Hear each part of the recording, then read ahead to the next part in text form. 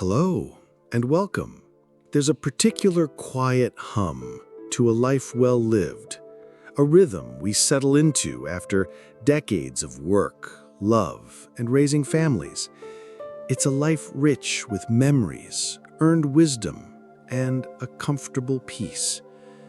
But what happens when, into this settled rhythm, a new melody appears? What happens when love, vibrant and unexpected, sparks a second time?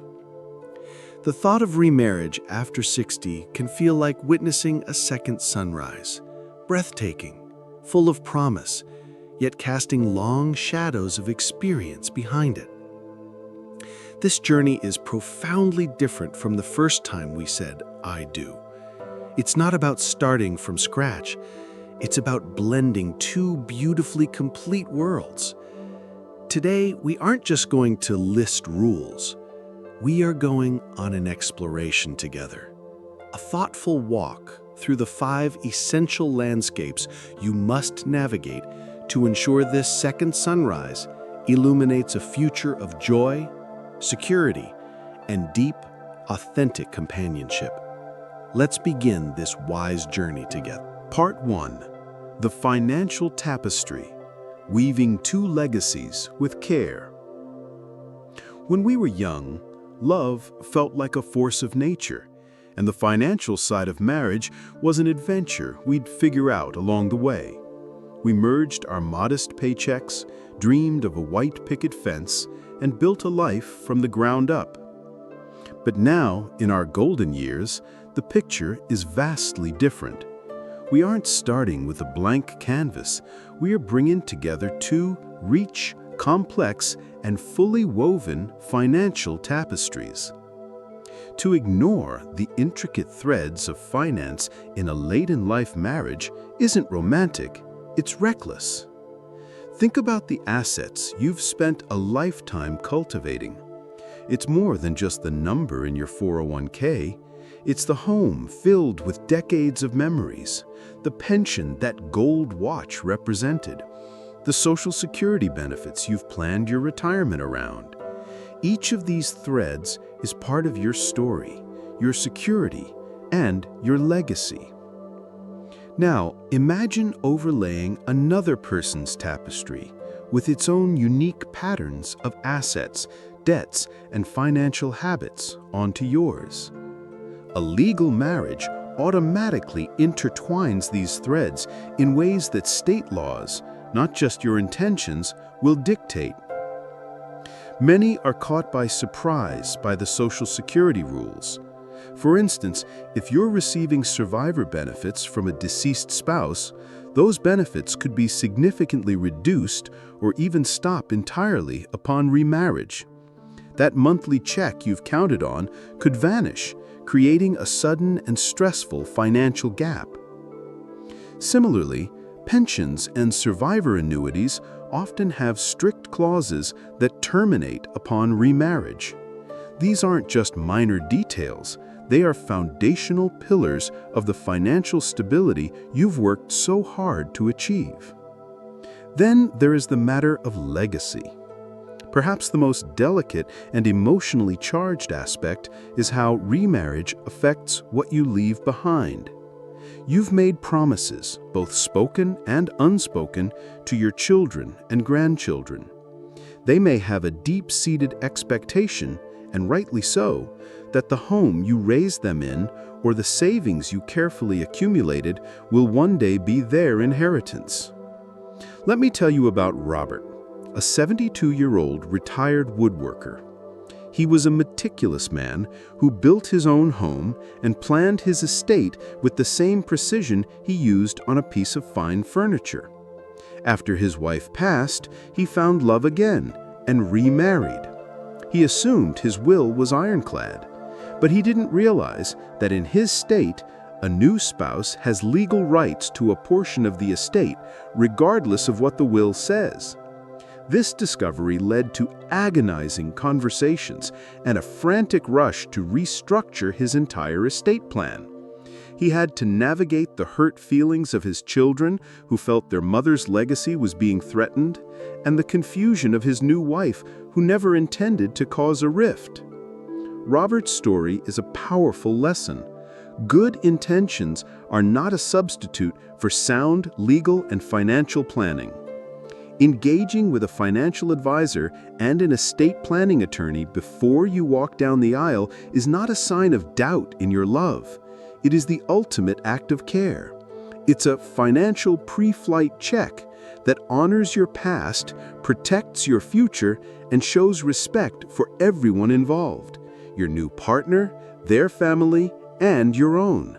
It's about creating a transparent, shared understanding so that you can relax and enjoy the journey ahead, knowing the practical matters are settled with wisdom and foresight.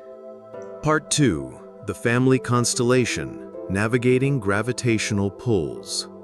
When you remarry after 60, you're not just blending two households, you're merging two solar systems. Each of you is a sun with planets, your adult children and grandchildren, that have been orbiting you in a predictable, stable pattern for decades.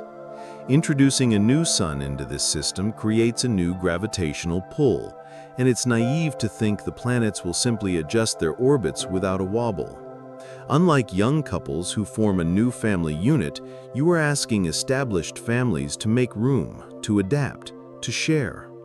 Your adult children, even if they genuinely want you to be happy, are often navigating a complex swirl of emotions.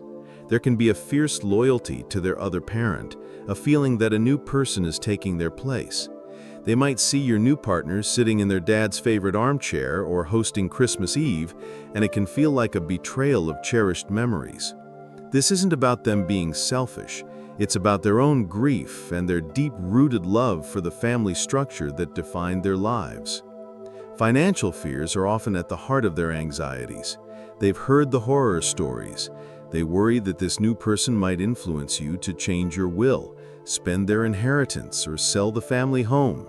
It's rarely about pure greed. It's about security and legacy. They want to ensure that the life's work of their parents is honored as they believe it was intended. Consider Susan, a vibrant 68-year-old who, after a decade of being single, fell in love. She was ecstatic and assumed her two adult children would share her joy. Instead, she was met with a barrage of practical questions. Will he be moving into mom's house?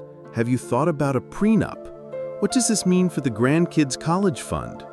Susan was initially hurt, feeling that her children were questioning her judgment. But she soon realized they were acting out of a place of fear.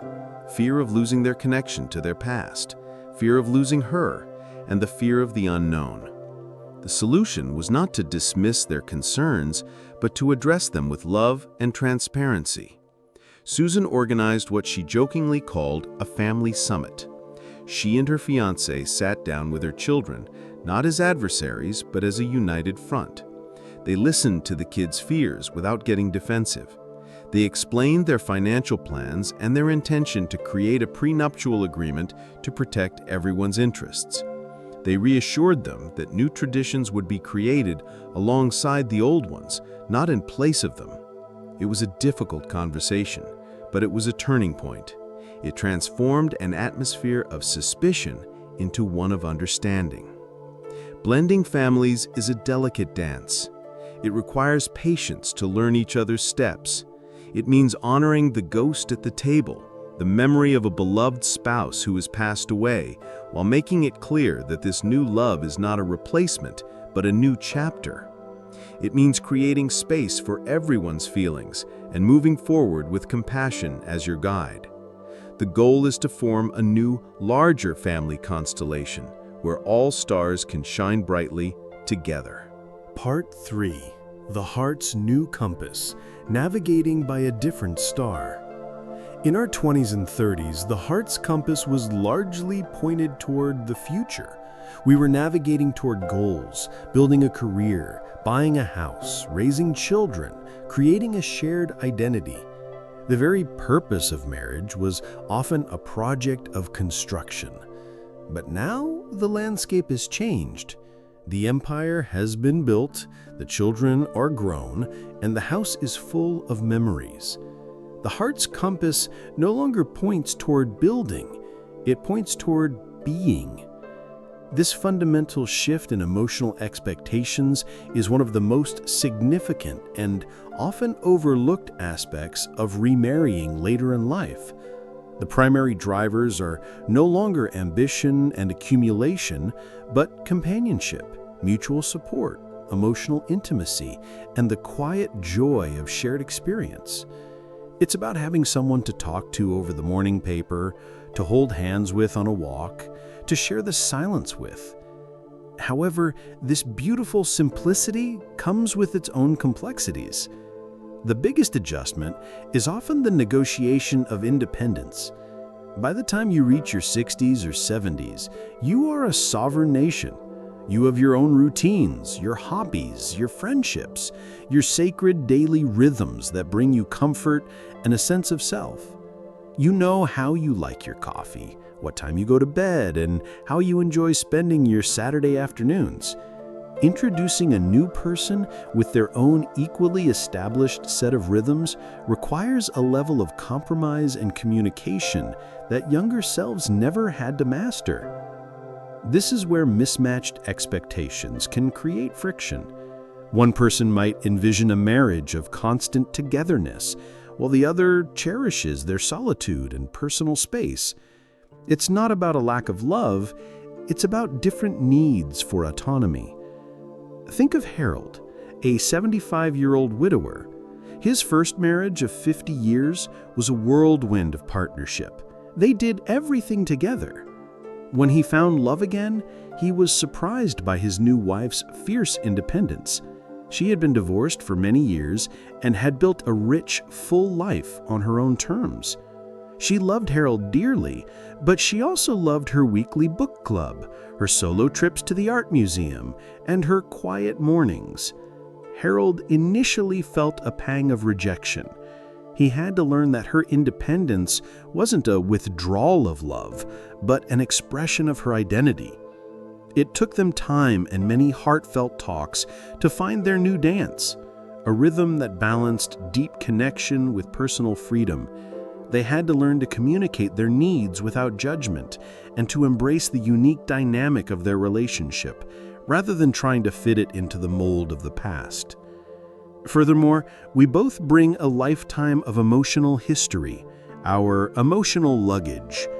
These aren't just memories, they are ingrained patterns of communication, triggers from past hurts, and perspectives on love shaped by decades of experience. The goal isn't to arrive with no baggage. That's impossible. The goal is to be willing to unpack it together with gentleness and understanding, creating a safe space for each other's vulnerabilities. A successful later life marriage is built on this emotional honesty, acknowledging that you are two complete histories coming together to write a new, shared chapter. Part 4. The Blueprint of Trust. Legalities as an act of love. Let's be honest. Words like prenuptial agreement and estate planning don't exactly scream romance.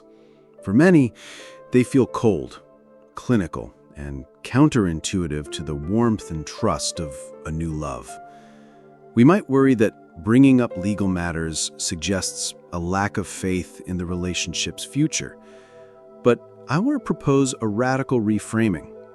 In a later life marriage, addressing these legalities is one of the most profound acts of love and respect you can offer.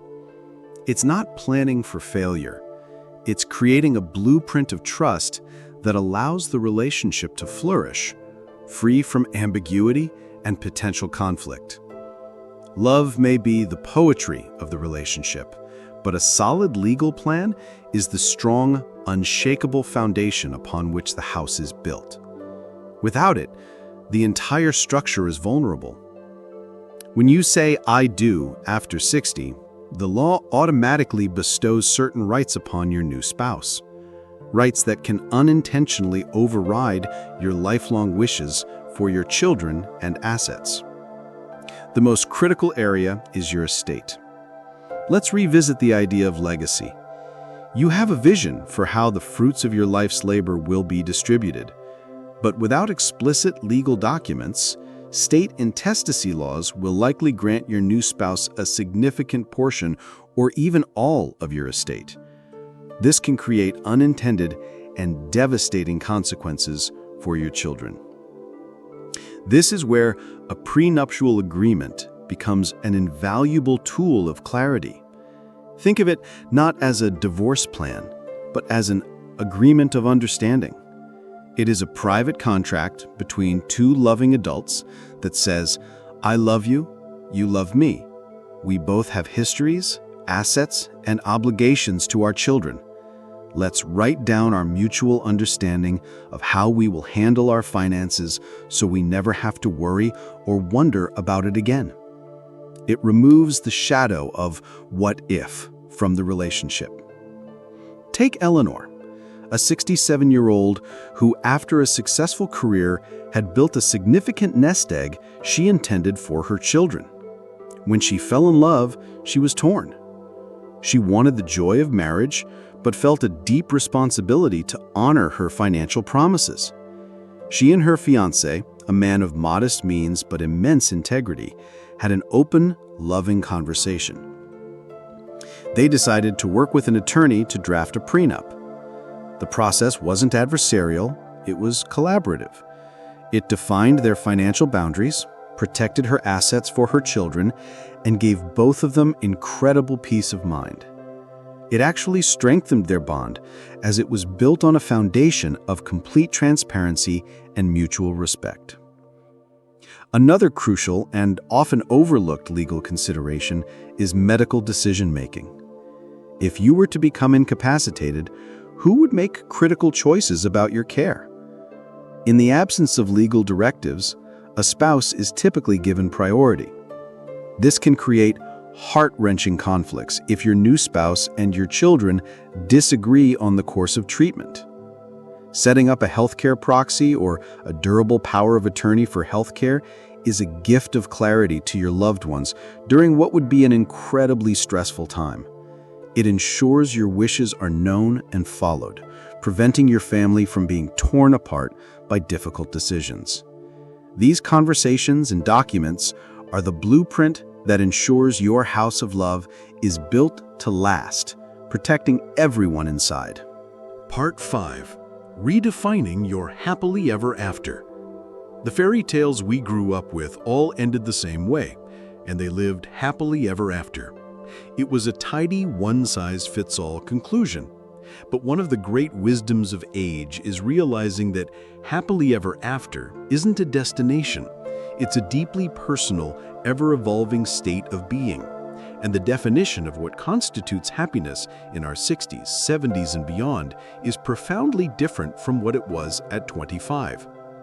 In our youth, happiness was often tied to acquisition and achievement. Now, it is more often found in preservation and peace. It's the joy of a quiet morning, the comfort of a well-worn routine, the freedom of an unhurried day. This is why, before remarrying, the most important question isn't just, do I love this person, but does this new partnership align with and enhance my personal definition of happiness? One of the biggest pitfalls is entering a marriage to cure loneliness. While companionship is a beautiful antidote to isolation, it is not a substitute for inner contentment. If you are not at peace with yourself when you are alone, a marriage will not magically fix that. In fact, entering a relationship with the expectation that your partner will be the sole source of your joy can lead to immense pressure and disappointment. It can feel more restrictive than liberating when the realities of sharing your life, home, and time set in. True partnership complements a full life. It doesn't complete an empty one. Lifestyle compatibility becomes paramount. Think of the rhythm of your daily life. Are you an early bird who cherishes the quiet dawn, or do you come alive at night? Are you a homebody who finds bliss in your garden, or are you an adventurer with a passport full of stamps and a long list of places yet to see? These aren't trivial preferences. They are the very fabric of your daily existence. Let's consider Frank. At 72, he met a wonderful woman and, swept up in the romance, quickly remarried. Frank's happiness was rooted in the familiar, his workshop, his weekly coffee with old friends, and quiet evenings with a history book. His new wife, however, thrived on social energy and new experiences. Her calendar was filled with dinner parties, charity galas, and booked cruises. While they cared for each other deeply, they were fundamentally incompatible in their lifestyles. Frank often felt exhausted and overstimulated, longing for the peaceful solitude he had lost. He realized too late that he hadn't just gained a wife, he had lost the very rhythm of life that made him happy. Frank's story teaches us to be radically honest with ourselves. What does a truly happy day look like for you? Answering this question opens the door to exploring different models of commitment that defy the traditional marriage template.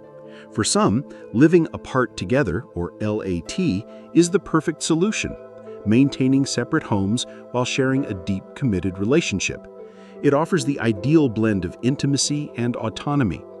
For others, it might be a committed companionship without the legal entanglement of marriage. There is no right or wrong answer. The only right answer is the one that allows you to be your most authentic self and supports the peace and fulfillment you have so carefully built over a lifetime. This stage is not about conforming to a script. It's about having the courage to write your own joyful ending. As we bring our journey to a close today, let's take a moment to honor the path we've walked. The decision to remarry after 60 is not a simple yes or no question. It is a profound exploration of the self, a deep dive into your finances, your family, your heart, and your very definition of happiness. This second sunrise, as we've called it, offers the potential for incredible warmth and light, but it must be met with the wisdom of experience. The core lesson from our 5 truths is this: proceed with love, but also with intention. The path to a joyful and secure later life marriage is paved with open conversations, professional guidance, and radical self-honesty. It is about making a choice that truly enhances the beautiful life you have already built. Whether you choose to remarry, to find companionship in other forms, or to cherish your independence, the power lies in making a conscious decision that aligns with your values and well-being. This stage of life is about embracing what makes you genuinely happy, not what society expects. If this journey of reflection resonated with you, please take a moment to like this video and subscribe to Senior Wise Journey. Share it with a friend who might be navigating this same path. Your comments and engagement are the fuel that allows us to continue these vital conversations. Thank you for joining us today. We look forward to seeing you in the next video.